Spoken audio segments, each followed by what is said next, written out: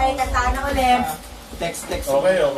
Yung nga, so ano? Game na. Let's Game na lang. Next week, dito ulit. Text na lang. Hindi, total, sinimulan na ni Randy, siya na lang bahalang, hindi, sa ano lang, sa mga invitation. Kumbaga, ikaw ang head ng organizing Una, ikaw ang pinakamarami. Okay, ito mga, ito, last na before mag-discuss tayo. Hindi yung ano, page. Ang totoo talaga, testing the water. Sige, kahit ano. Testing the water tayo, di ba? Kung makakapag-organize pa tayo ng ganitong Saka ikaw ang nakalinya, kaya Group, walang yeah. may karapatan. yun, di ba? So, kung meron tayong next activity would be in Pasig, January 9, Saturday.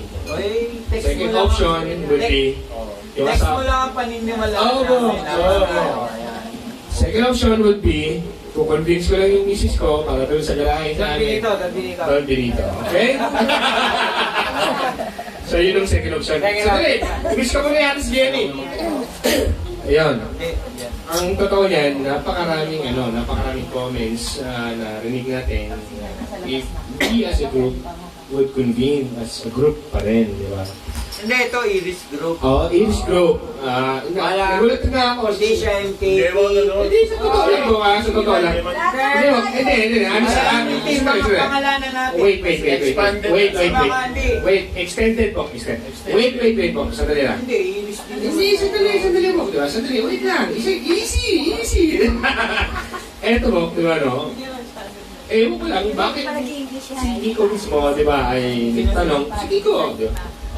May activity tayo today, di ba, no? At 100% makakonfirm lahat ng kasama, di ba? Ako, optimistic naman ako, dahil lahat nag-confirm, di ba, no?